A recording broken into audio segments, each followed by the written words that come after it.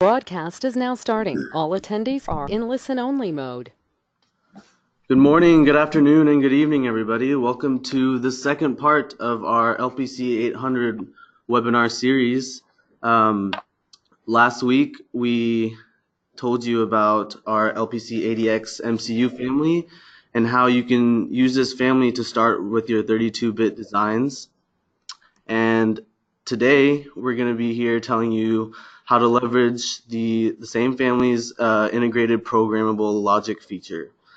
And today we have Brendan Slade online who's going to help discuss everything about this.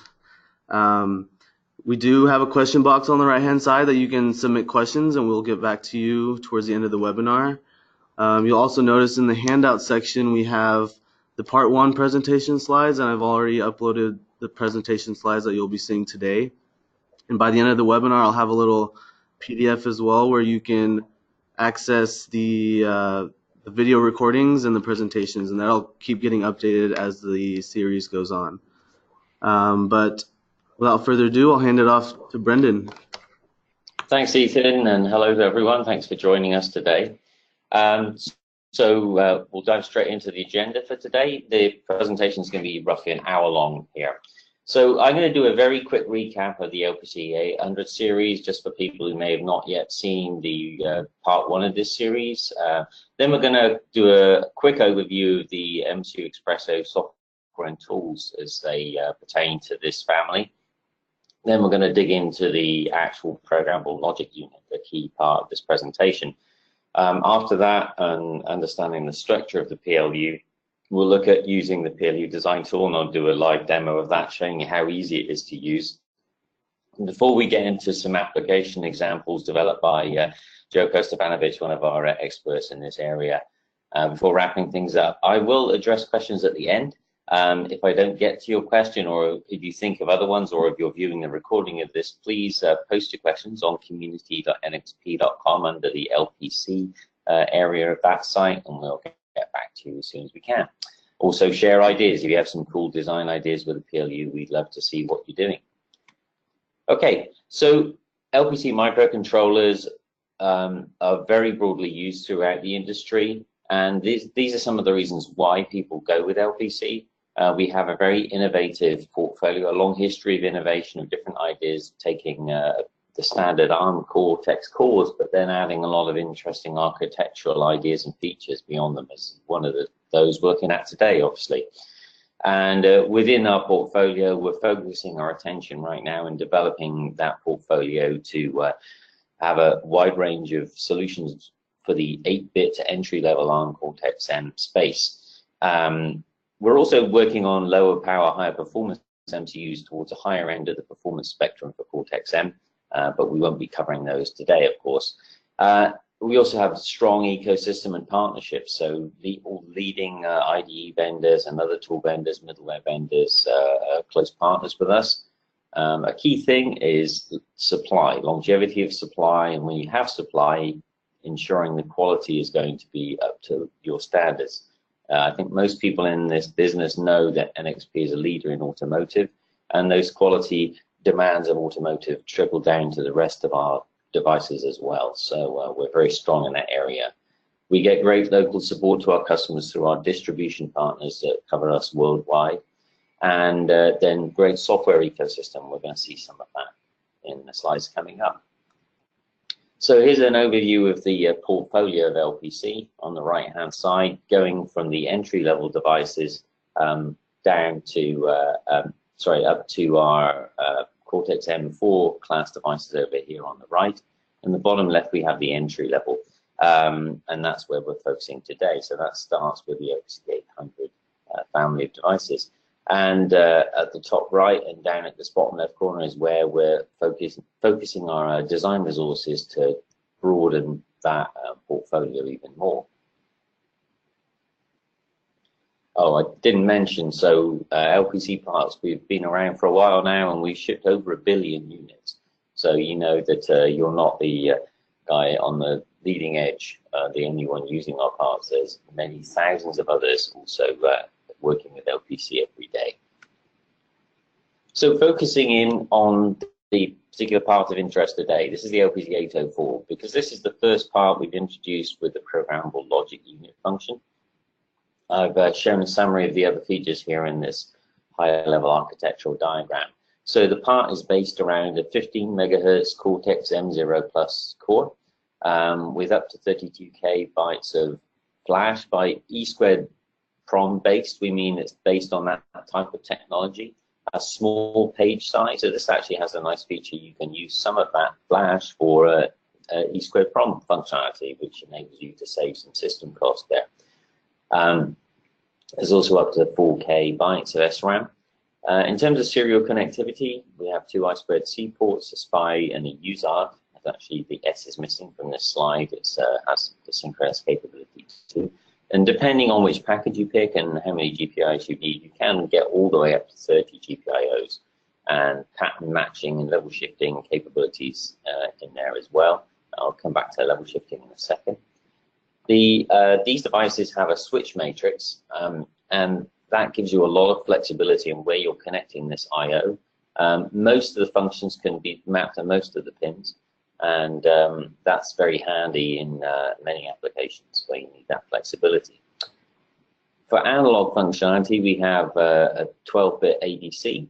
We also have a 10-bit DAC and 4 comparator inputs as well.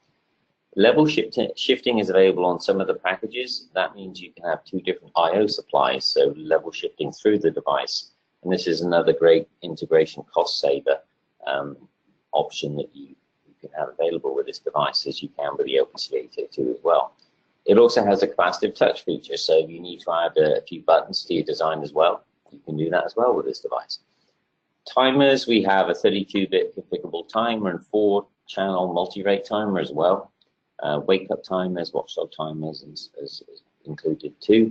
And then, of course, the programmable logic unit, which is the big red circle around it and the bright green text there to highlight that. I just highlighted level shifting as well because it's one of those things that kind of somewhat goes together. If you have some functionality, you need to do some level shifting in there that's maybe not controlled by the MCU itself. That can be a very handy thing for integration and cost saving once again. And then package-wise, we have these 3 packages available right now, with more coming later in the year. So to put the LPC804 in the context of the rest of the 800 series, there it is, the one up from the lowest cost device, the LPC802 being the entry-level device. So the things I highlighted in red here are things that are somewhat unique to this section of the series. And so this part has a free running oscillator, so you don't need to have an external crystal. It also has the level shifting feature. We mentioned the DAC, cap touch, and the PLU. So you can see that the LPC804 is a very, very capable device and a very, very, very cost-effective package. So moving on to software and tools, I will mention that the next webinar in this series next week at this time is going to be me again talking about the MCU Espresso tools in much more detail with some live demos and stuff. Today we only have time to kind of introduce the suite of tools, but it's worth doing because I do need to touch on some of that later in the presentation for the PLU. So the MCU Espresso suite encompasses the IDE, the SDK, and the config tools. I'll go through these in individual slides in just a moment. We just rolled out the support for the LPC800 series now. The LPC804, which is our NFC-enabled part, will come later in the year. But all the other 800 series devices are now supported by the SDK. And that implicitly gives us also support for the config tools as well.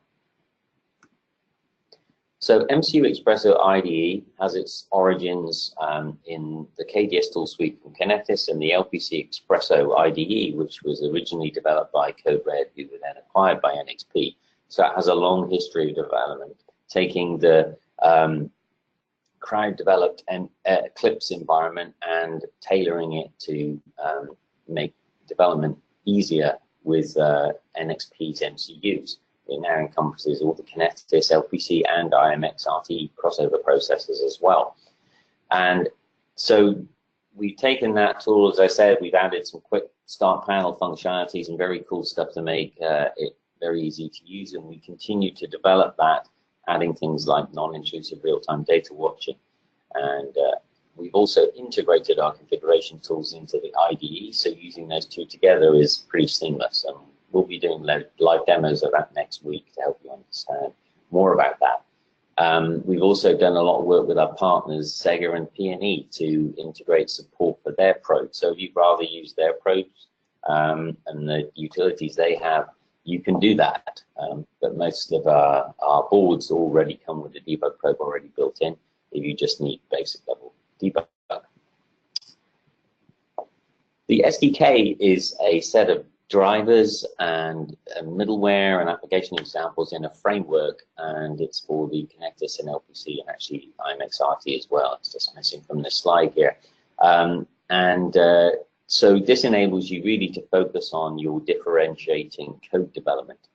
And the code is being very well tested against MISRA compliance, and we include project files out of the box for MCU Expresso ID, but also for IAR and Kyle tools and GCC command line. And it can also be used with other development tools such as Rowley and Sega and so on. The examples include ones using FreeRTOS. If you need to use FreeRTOS, typically with these very lower end devices, you may not need to use those, and so there's also bare metal versions of code as well, of course. Several of our devices have support for USB and so on and so forth, and where that applies, you also get middleware stacks available to support those as well. All of this code is under a BSD3 license at the peripheral driver level, so you can use it without any concerns of royalties or contamination and so on.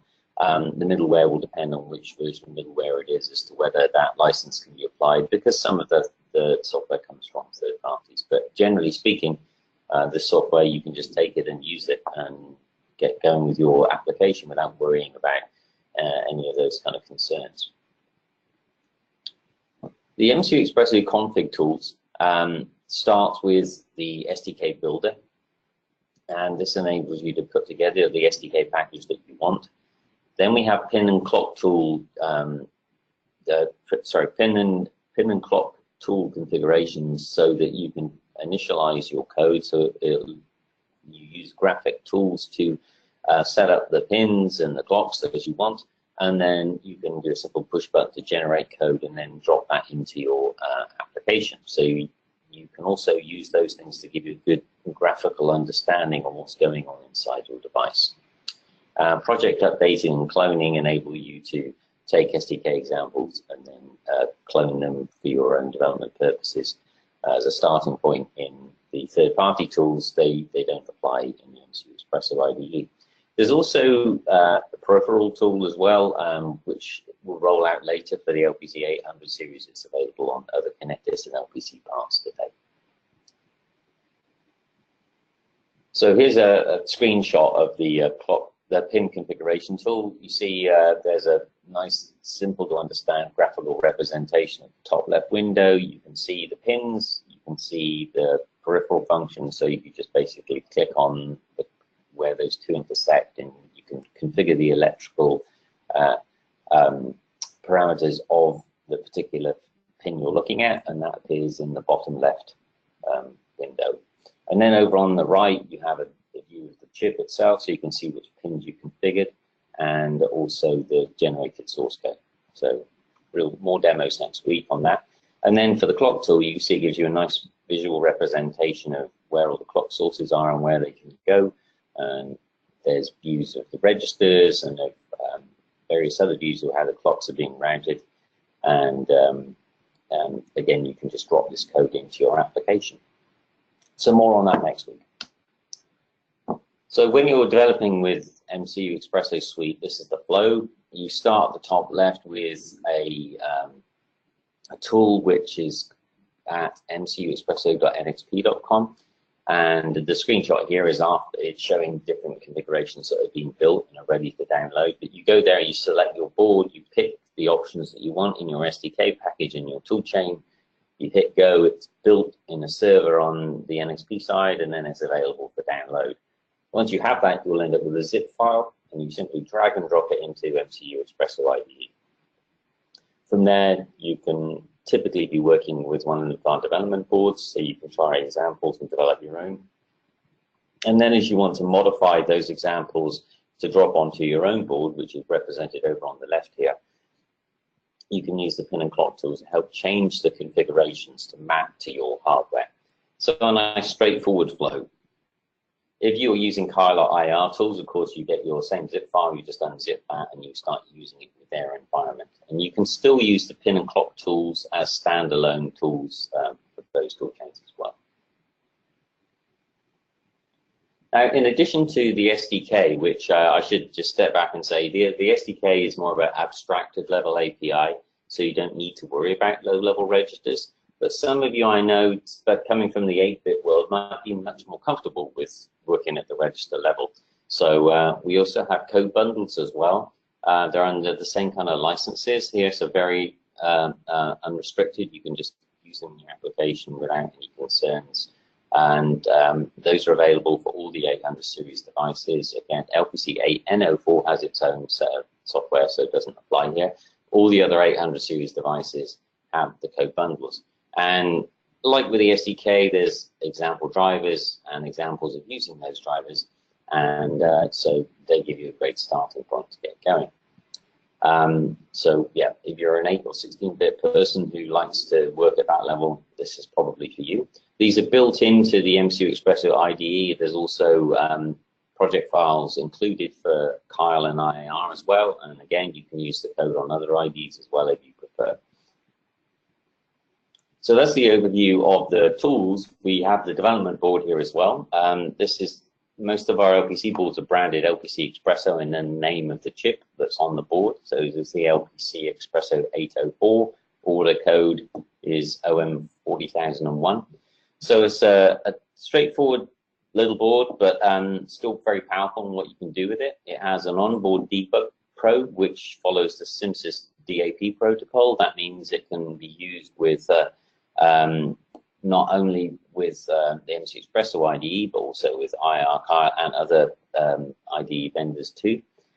You can use an external debug probe with the connector just to the right of the debug probe chip picture here.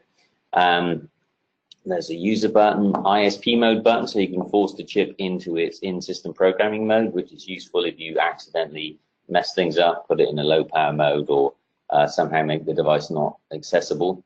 You can do that. You can also use that as a method to program the device over its serial port, which is a way to evaluate that before you maybe use that method in production.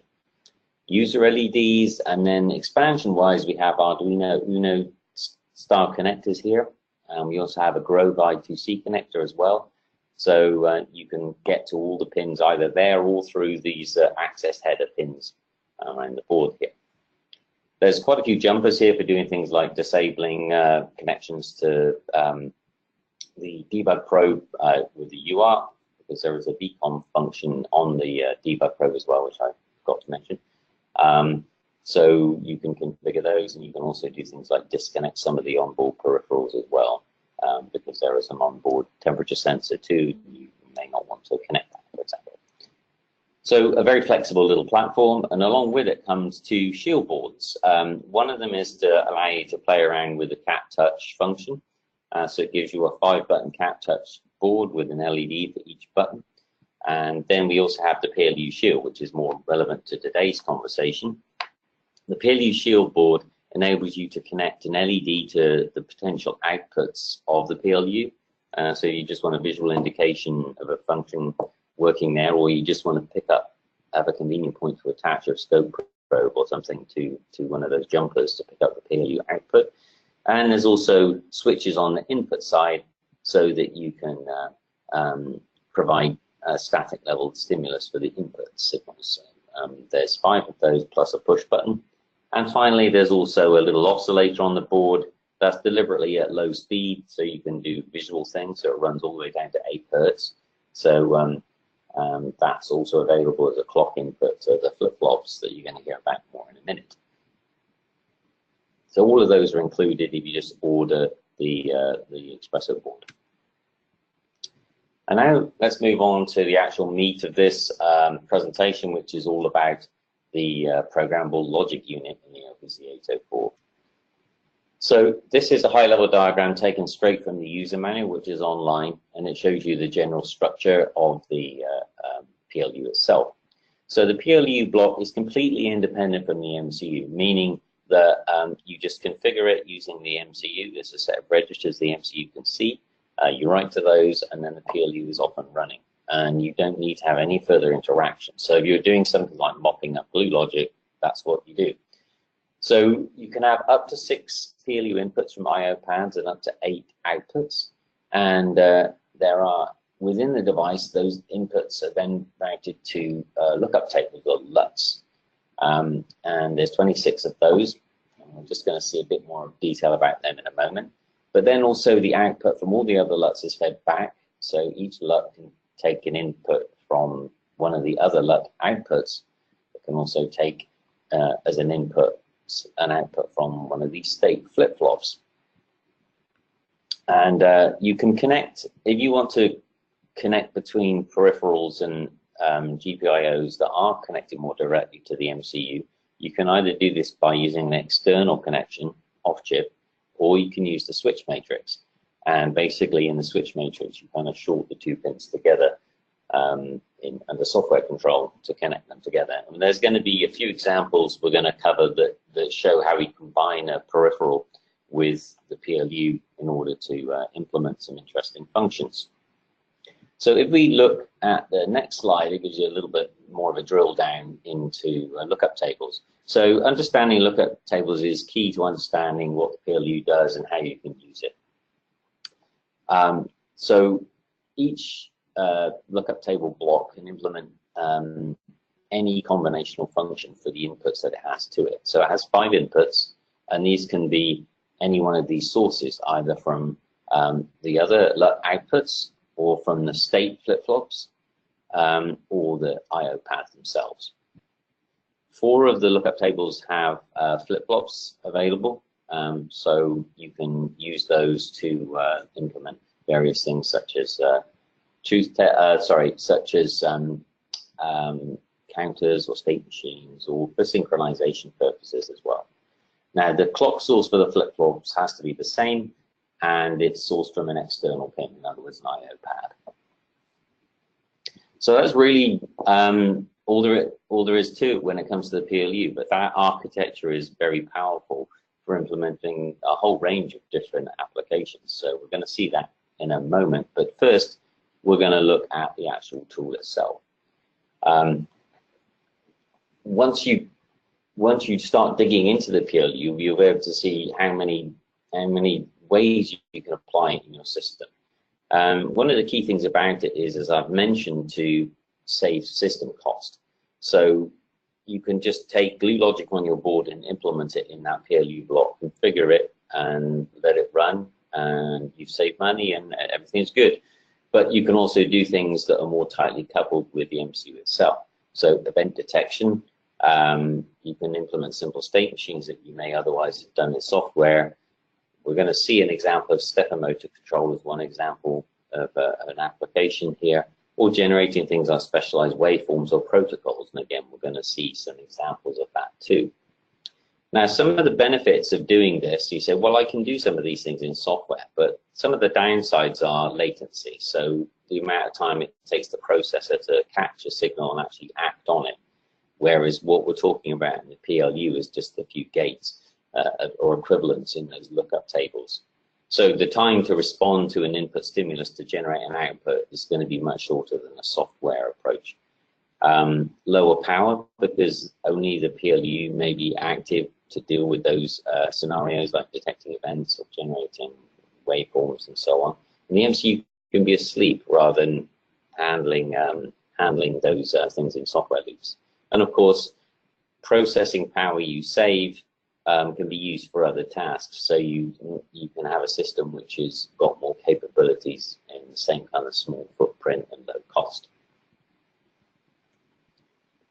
So let's launch into the PLU design tool.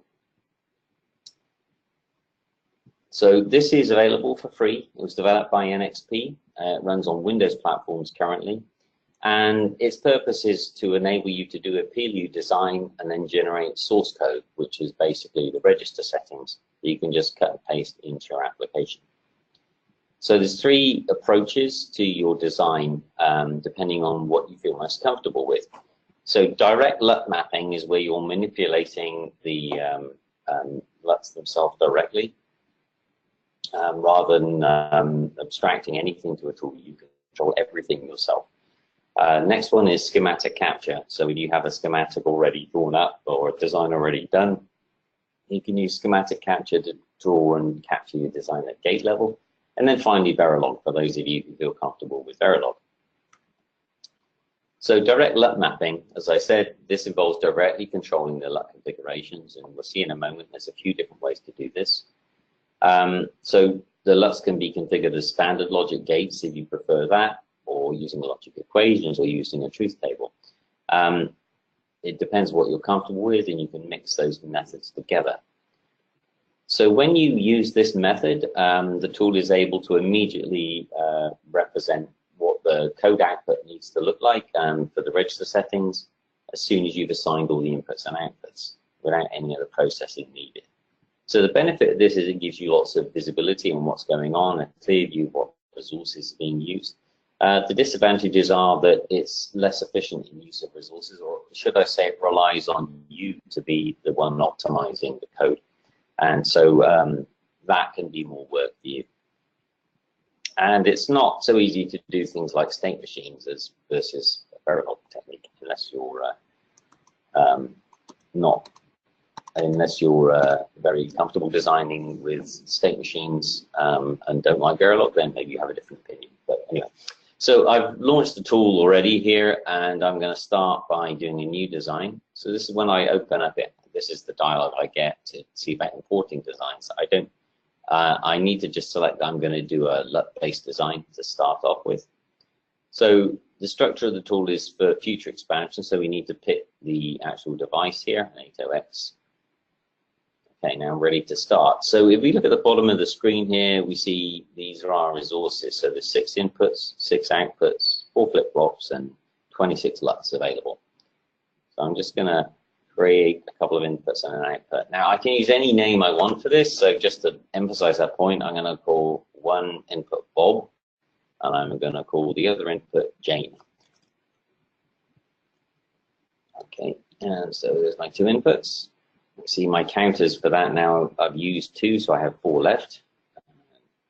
On my output, we'll call this output Jim. All right, so now I have inputs and outputs. So what do I want to do with this? So I'm going to drop a LUT in here, called my LUT. All right.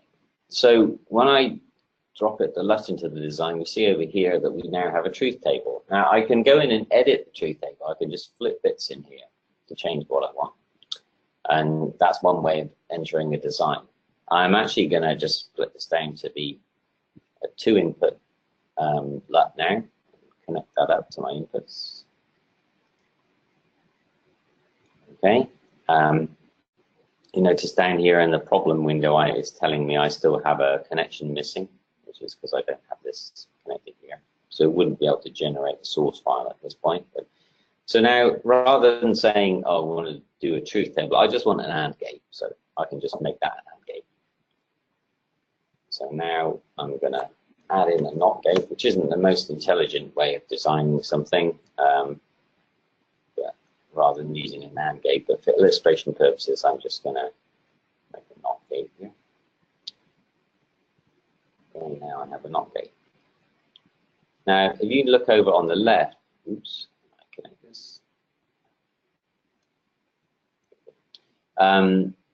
Now I have to map my inputs and outputs and my LUTs as well. And you notice that my LUT and NOT, the 2 ones, are individual LUTs here. So I'm going to pick LUT 4 and LUT 5. And then on the input side, again, output 2, kind of randomly. And then if I look at the sources now, I've now got my source code generated. And then I also have timing information, which is the maximum delay from Jane or Bob to Jim. Now you look at the source code here, what's generated here is these, if you remember the slide, there's selection of which inputs I'm using, and then there's also the truth table setting, and then finally the output, so what's connected to my output here. All right, so that's the direct entry method, very simple, straightforward. One thing I didn't mention here, so if I generate another put another LUT into my design, in addition to the standard logic, I also have an ability to import a CSV file, which would be a definition of the truth table. And I've also got the option for logic expression, where I can type in a logic expression using this kind of syntax here as well.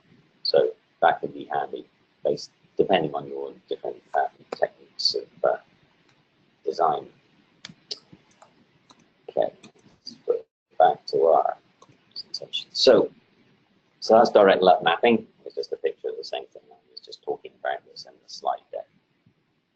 So the next method is schematic capture. So this is aimed at people who just feel comfortable designing with gates, or already have a design and maybe building discrete logic devices, and just simply want to map it across to the PLU. So for those reasons, this is an easy migration method for those kind of designs. One of the nice things is it also optimizes the design. We'll see why shortly. The disadvantages are you don't really see exactly how it's been mapped to the LUT hardware, but that's really not much of a disadvantage because you aren't going to lose out. There's not really a real downside to this. It just, you have to look at the registers output from the tool to see what's going on, and then you're collapsing lots of logic together. It can be a little difficult to relate how does that gate that I've drawn on my schematic relate to my actual implementation. And then if you're doing things like state machines and so on, Verilog is really a better way to do it, but that's a personal design choice. Okay, so let's do another design here. It's warning me here that I'm going to use my design, but that's okay. So now I do schematic design. Again, we have to select our processor. This is future proofing in our tool. All right, so now if you look at the resource window down here, you'll see this is now changed. I still have my inputs and my outputs and the flip-flops with certain specific values here because there's a certain number available. Now, you'll notice that for all the gate types, it says used, but there isn't a limit. That basically means it's a little hard to get your head around sometimes. There really is no limit to the number of gates you can have because inherently the LUTs are able to support however many gates you would need to implement any function, provided that that stays within the limits of inputs and outputs.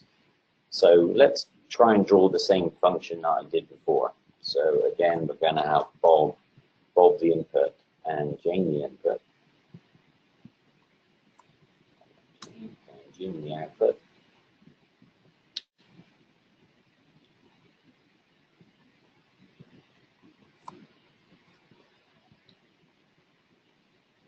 Now, if you remember in the design before, we just have an AND gate with a NOT gate here.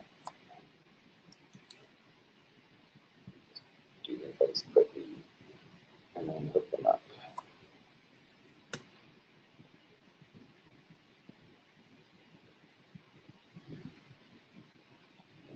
Problem window is reporting I haven't got everything hooked up, so I just fix that. And you'll see the problems disappearing on the bottom right of the screen as I do this. Wonderful. Right, now our circuit is ready to go.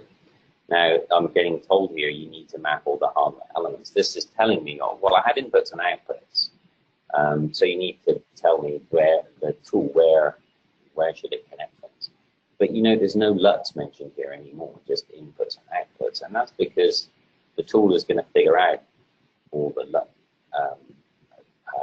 assignment for this for me. Okay, so now my design is done. And now he's saying you need to optimize the schematic with PLD finalized. Okay. All right, so this is where we synthesize our schematic representation so it can be mapped to PLD logic. So what we do to do that is we use two tools, Odin and Grasp, and I'm going to mention those in the slides in a little bit. So for now, it's just magic. We're going to synthesize the design, hit next, and we're done. So I'll hit finish here. Now you notice here, for those ones who were observant on the last bit about the direct LUT mapping, you'll notice there were two LUTs before. Now there is only one. And that's because the tool has synthesized these two things together and combined them. Now, with just two simple gates, like an AND and a NOT gate in series like this, it's very obvious, but you could have a lot of different logic gates in here. And they would all still be collapsed down to one LUT. Provided there's the same number of inputs and outputs, it will all collapse down to one LUT. Okay, so there's the synthesis done. I can again look at timing now. Again, if you were watching carefully last time, you'd seen that this delay time was more like 38 nanoseconds. It's dropped down to 31 because we're down to one LUT instead of two. Right, let's just flip back to the slide now. So the final method, sorry, this screen capture is there in your slides. Okay, one thing I did forget to mention actually, so I didn't put the flip-flops in this design, but if you have a flip-flop, you will get this warning. This is just because the flip-flops need to have an external clock. You don't draw a clock into the schematic capture. It has to come directly from an external pin. So it just reminds you that you have to have a clock. But there's nothing you do in the tool to actually implement that clock. Then the third method is Verilog. So if you're comfortable with Verilog, then this is maybe the way to go for you. If you have Verilog already, it's easy to migrate it. It will provide very good optimization through the underlying Odin and Grasp tools that I'll mention in a minute.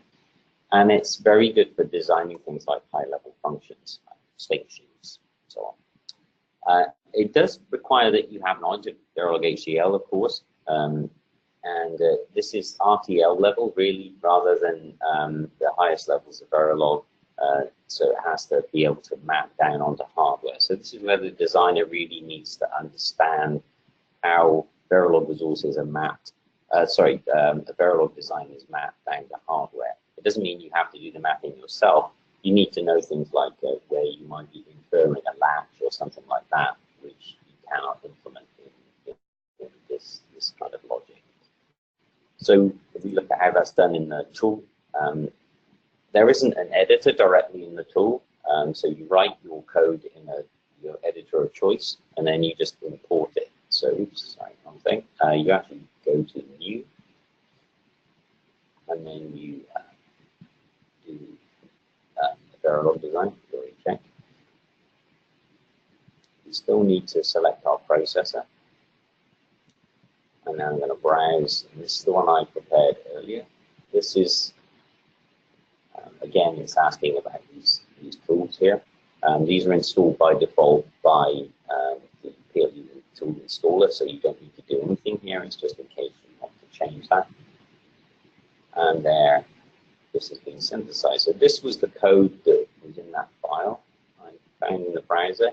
In the schematic window, it just puts the code there. You can't edit the code, but you can edit it elsewhere and then go back around this loop again. So this particular design is for this WS2812 LED driver that we're going to talk about as one of our examples in a minute. But the output you get is the source code. Oops, sorry.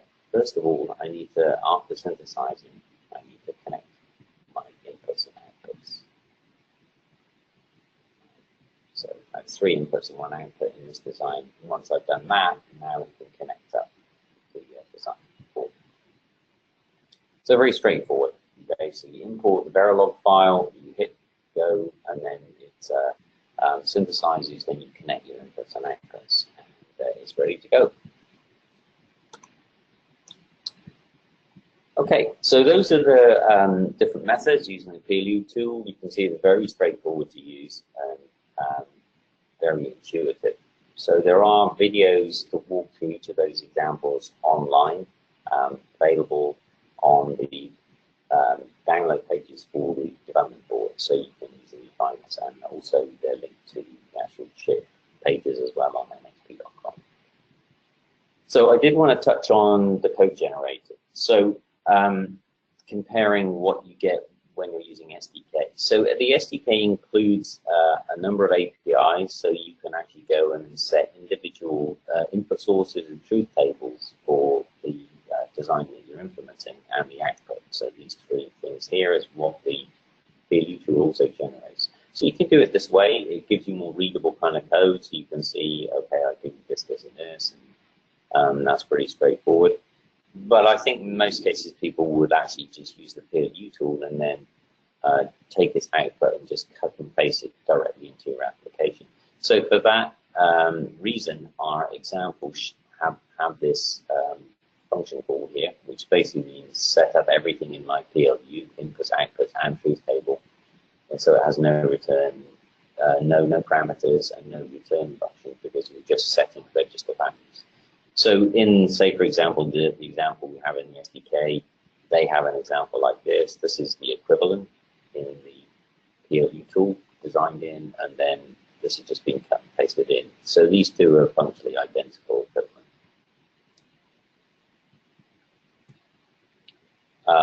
And if you're using code bundles going at the code register level, same thing. You just drop this in. These are all definitions in the header files for the LPC804 device. So back to Odin and Rasp, what are they? So Odin 2 is a logic synthesis and elaboration tool, which is being developed through the open source community, mostly at universities. And it converts a subset of the Verilog HDL language into a glyph, what's called a glyph netlist. It's open source, so anyone can get it. You can get the source, and we have a Windows version. The one that's out there in the wild is typically a Unix version. We ported it to Windows, and that's installed by default by the PLU tool install. You don't need to do anything special just to install it. Then Rasp is another add-on top of Odin, which takes that glyph netlist and then maps onto our PLU technology for us. The Rasp software was developed by the VLSI lab at UCLA, but NXP has a license agreement with UCLA, so you can use the output of the tool on an NXP device without owing any royalties or anything to UCLA. If you were to go and do this on another device or with something else, then you do need to pay a license fee to UCLA to do that. So the Windows version, again, this was another Unix-based tool. We ported it to Windows and bundled it in the tool, so it's all available for free and is included by default in the PLU installer. All right, so that's all good stuff about what the architecture looks like and how you actually do a design. So now what about some real-world applications? So we're going to look at 4 here. This is my colleague Jelko, who's a whiz at this stuff. As he comes up almost every week with another idea, but I had to limit to 4 for the presentation today. We hope to post some more of this stuff onto the community, and we'd love to see what ideas people are using the PLU for. But for now, we're going to focus on these 4 applications. So the first one is one of these cool little LEDs that you can string together. You can daisy chain together. I'm sure you've all seen these. So all they require is a ground and a 5-volt supply, and then a serial data input. So they have a simple protocol to drive them, where you have representations of zeros and ones based on the duty cycle of the waveform here. So you can see on the sequence chart, so you see the code for 0 has a narrower high time than the code for 1. And then once you've transmitted all the zeros and ones to represent the intensity for each color in each LED, then you have the red code at the end, which signals I'm done sending all the data. So a pretty simple protocol. However, standard MCUs don't support that. You can do it using some clever bit banging controls, and there's plenty of implementations out there doing that. However, what we do on the PLU implementation is we actually use the SPI data output in order to select between a representation of a 0 or a 1 data bit. So this gives a very low overhead implementation for the MCU without any complex timing, which is the tricky thing to do on other software-only implementation. So this is a schematic of what that design looks like. So we use the C timer to generate a bit 0 waveform continuously, and also to generate a continuous waveform for the what that represents a 1. And then we write the data to the SPI port, and that acts as our must select between those two options. It's simple as that. Now you could argue to make this a bit more robust. You could use this flip-flop on the output and just retime with that, but typically not necessary. So the Verilog that I showed you on the Verilog example is this particular design. So doing the same thing for those who like Verilog. This is the code that does that. So it's extremely simple. You define inputs and outputs, and there's one logic equation. Boom, it's done.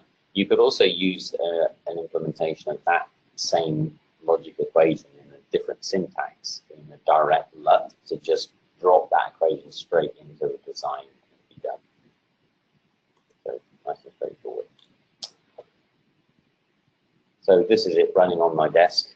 I don't know how well this comes across on the video, on the recording. Hopefully it'll be okay. But you'll see there it's running there with the development board, and on the left is an oscilloscope capture. In this example, we're showing where we're sending mostly zeros, but there is a 1. So you can see on the SPI MOSI output, that's master out slave in output, there's a 1 there. And when we do that, the actual output to the WS2812, you see that with a wider pulse representing a 1.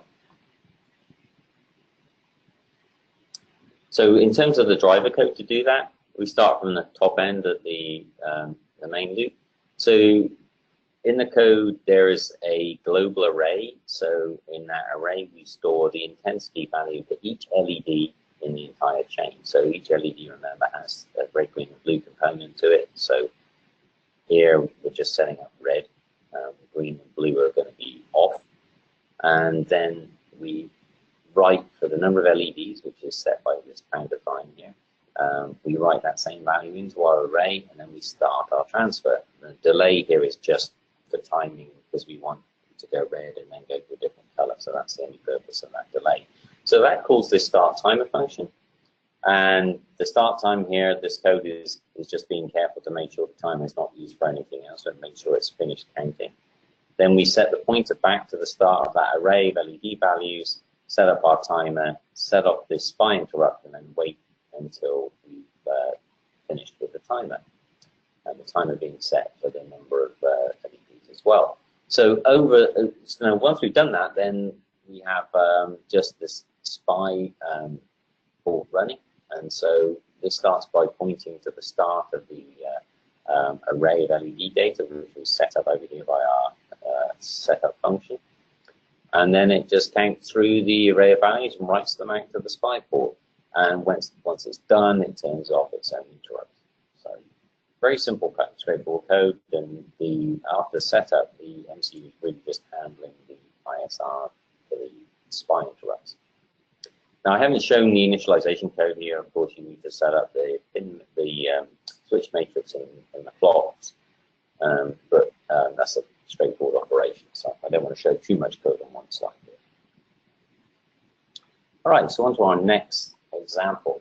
So this is a unistepper motor controller, unipolar, sorry, stepper motor control. So the unipolar stepper motors, they have 4 coils surrounding a rotor, which has magnets on it. So by exciting each coil, in turn, you attract the magnet towards that coil, and therefore you can spin the rotor. So there's 4 of them. That gives you 4 potential steps. But if you use 2 of those at once, then you can introduce an interim step between the 2 coils, and that's called a half step.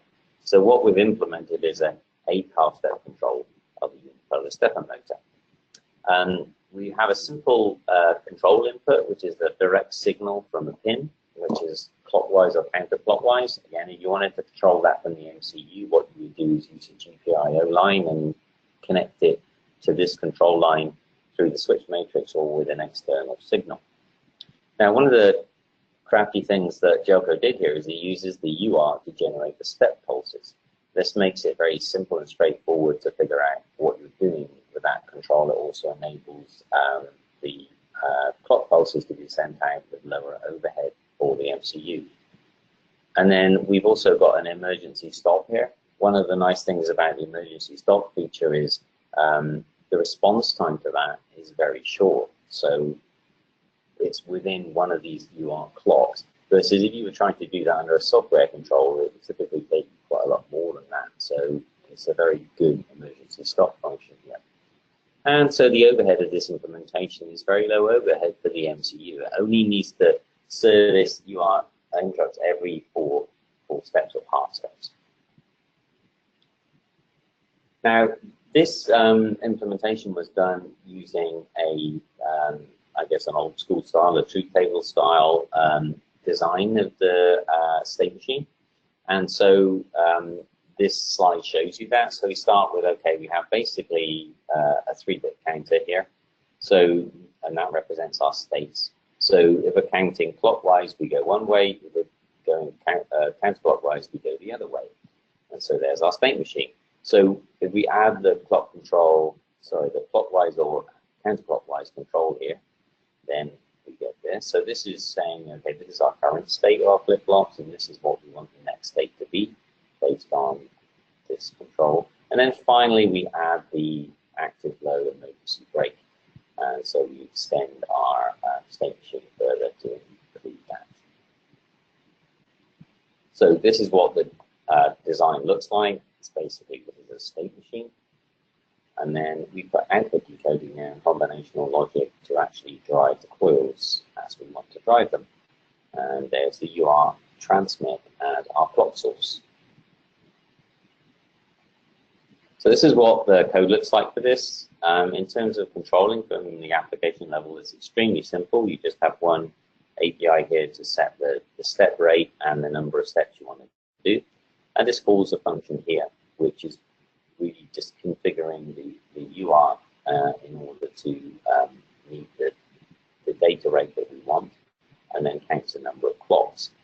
So and then the ISR handles the rest, and really all the ISR is doing is handling the fact that normally we'd send the pattern 5-5 out. So if you think about this, that generates 4 clock edges, for which then drive the state machine. The problem is if you don't have a number of clocks that's divisible by 4, you need to handle the fact that with that pattern 5-5, you always get 4 clocks, which might be too many.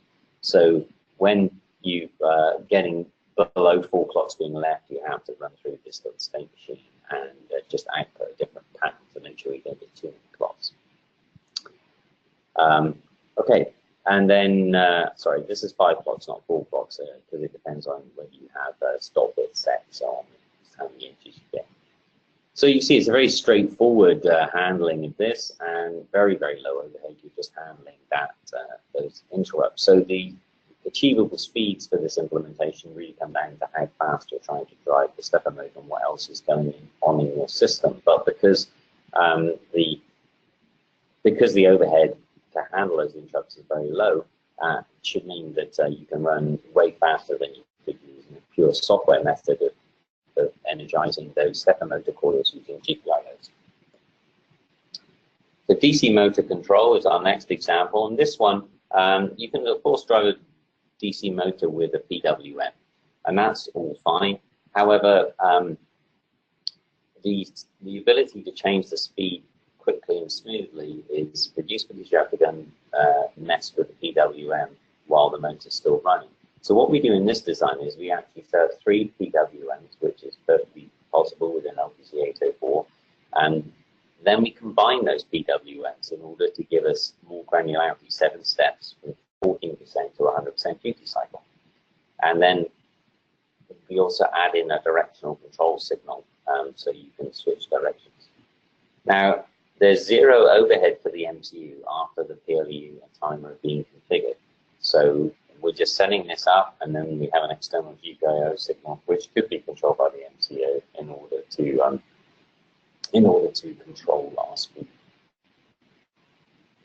So again, it's a state machine. We didn't bother with the tables on this slide. but it's similar to the other method. You just have only one input control here, which is the up-down control on the speed. And then there's a clock, which isn't shown on here, which would actually clock that to change the state. So the changing of the state could be controlled again by an external signal or by the MCU to just flip to the next state when the speed control is being asserted. And then we take the PWM signals and we use combinational logic to combine them together to get our speed control. So here's some waveforms showing that. In this case, what we've done here, if you look at the up-down control here, this signal, this is high, so we're increasing speed. We start the 14% duty cycle. And if you look at the outputs here, you can see the width of the high time increasing, so therefore increasing the speed of our DC motor, going from 29 to 57, 71. Okay, and our final example is a pattern generator. So this can generate 15-bit patterns with a trigger that has to be asserted and deasserted to control the output. So any pattern combination is possible given the with the available output. In other words, you could have multiple patterns all generated simultaneously, limited just by the number of outputs you have available. We're using a state machine again for this, and once we've set this design up, there's no overhead for the MCU. There's an external stimulus triggering the doing the deassert of the trigger signal to get the next pattern to come out. Again, the MCU could do this using GPIO connected to the switch matrix or externally. So here's our design structure. Looks somewhat similar to the others. We have a trigger. We have this time using a timer to generate our sequence. So that's just configured by the MCU, and then we pulse the trigger to get our waveforms. So represented over here as we have patterns 1, 2, 3, 4, all the way up to 8. And then just a signal which indicates that the output waveform is active. And here's some screen captures from that. This is a zoom in of the sequence here. So the trigger signal here goes low and then to high again. Here's our actual clocks, the timing of the output waveform, which is here.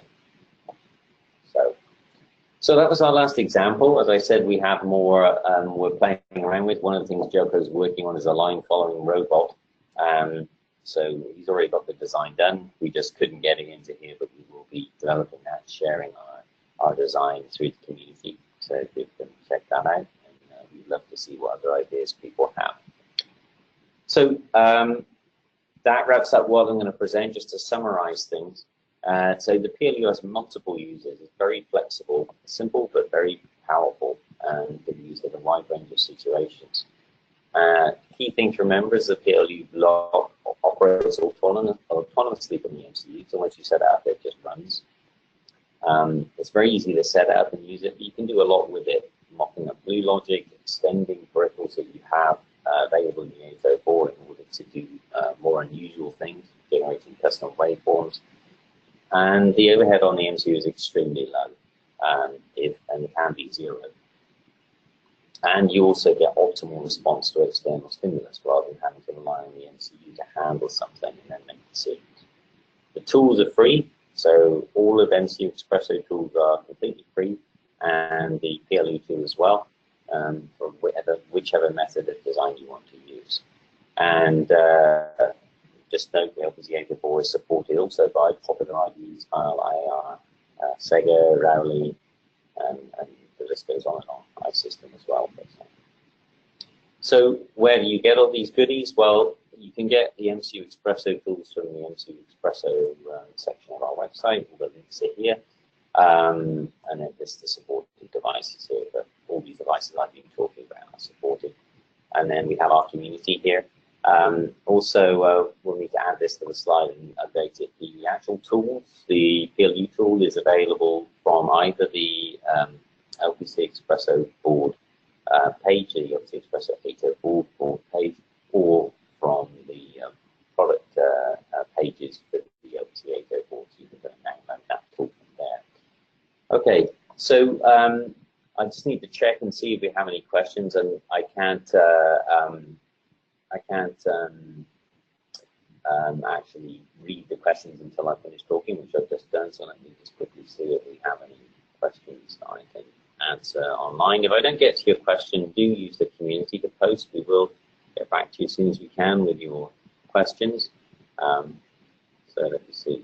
So there's a question about pattern matching. So pattern matching is basically if you have set of input stimulus, a certain pattern there, and then matching and responding to that. So the PLU can do that. It's also a feature that RGBIOs can do that has functionality to when the MCU sees a certain pattern coming in, it can respond to that pattern. I would refer you to the user manuals for the device to explain that, but you need to dig in a little bit into the user manual, and if you can't figure out what you need, just post a question on the community site. Another question from Gopal is, what is the range of the level shifter? So the level shifting is available on certain packages, so you need to make sure you have the right package. The TSOC24, I think, is the main package for that. And then you have two supplies. Now, the two supplies can be anywhere in the normal operating range of the device. So that's either 1.8 volt nominal, so that's that, plus or minus 10%, and 3.3 volts nominal. So they need to stay within those ranges. Is the SDK SimSys compliant? Yes, it has SimSys headers, so it follows the SimSys headers and startups and so on. So it does follow that. The drivers will depend. So there are certain SimSys drivers that may or may not be SimSys drivers, but there are some SimSys drivers supplied. Can the PLU configuration be changed during runtime? A question from Ronald. Yes, it can. You can go and write to those registers anytime. Of course, depending on what your circuitry you're hooking up, you need to be aware of timing of when you do that, but absolutely you can change them on the fly. A question from Ravi saying schematic design use 4 flip-flops. Well, the designs I showed you today all use 3 or 4 flip-flops where flip-flops are used at all.